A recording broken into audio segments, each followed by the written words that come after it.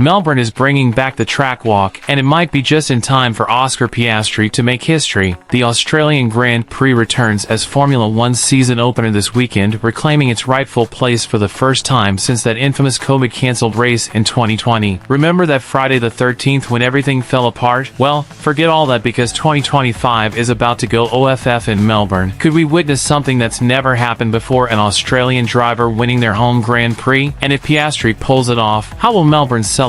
In this video, I'll reveal exactly how the rebranded track walk will work this year, why it was banned in the first place, and why McLaren's preseason form gives Piastri a legitimate shot at making Australian F1 history. Plus, the actual reason Daniel Ricciardo won't be appearing despite the event launching his wine brand. The 2023 track invasion turned into chaos, with fans reaching Hulkenberg's stranded Haas while cars were still moving. The FIA hit organizers with a €120,000 fine. So why risk bringing it back now? And what's changed to prevent another disaster? The answer involves a complete redesign you won't believe. First, let's talk about why Melbourne matters. This race has been part of F1 since 1996, taking over from Adelaide as Australia's premier motorsport event. Its urban location, just a tram ride from downtown and next to St Kilda Beach, makes it the perfect Liberty Media-style F1 destination. Post-pandemic attendance has exploded, hitting 452,000 fans and climbing each year. This is exactly the kind of event F1's American owners dream about. It's the first time we're back as the first race since Formula One has really exploded post-COVID and Drive to Survive. But in 2023, things got ugly. Remember this? Fans broke onto the track while cars were still circulating after the chaotic red flag race. Some even reached Hulkenberg's stranded Haas. The fallout was severe, a €120,000 fine and the complete cancellation of track access for 2024. But instead of giving up, organizers spent a year rebuilding trust with F1 and the FIA. They created 10 dedicated track entry points, improved staff training, and launched a massive education campaign. They'd even rebranded it from Track Invasion to Track Walk. Subtle difference, huge implications. First things first, it's no longer called Track Invasion. It's called a Track Walk, but we're reintroducing it because we thought that was a really important crowd experience to have here, especially at the first race. While Daniel Ricciardo's absence leaves a hole in Melbourne's heart, there's a new Aussie hope with a completely different vibe. Oscar Piastri isn't the showman Ricciardo was, but his raw pace might give Australians something they've never had before, a home winner. McLaren's preseason form has been frightening. Experts are putting them right alongside Red Bull as potential championship contenders. Melbourne's challenge isn't just safety, it's serving a completely new F1 fanbase. 43% of attendees are now between 16 and 34 years old. Many have never experienced a track walk before. This Netflix-era crowd needs different guidance than traditional F1 diehards. Imagine this, but with an Australian driver in Melbourne. That's why organizers are taking the risk to bring back the track walk. If Oscar pulls off the unthinkable, becoming the first Australian to win his home Grand Prix, the celebrations would be legendary. Mottram, your mind does start to wonder whether he can be on the top step here in Melbourne. That would be pretty special. Touch wood. So, could Oscar Piastri make Australian F1 history this weekend? The McLaren looks fast enough. The home crowd will give him wings, and when the checkered flag drops, fans will finally be able to flood back onto the track to celebrate. Remember our question, could we see the first Australian winner of their home Grand Prix? By Sunday night, we'll have our answer and potentially witness one of the greatest moments in Australian sporting history. Make sure you're subscribed for my live reaction from trackside in Melbourne, and check out my previous video breaking down Piastri's incredible journey from Melbourne Junior karting to F1. The link is on screen now and in the description. See you at Albert Park.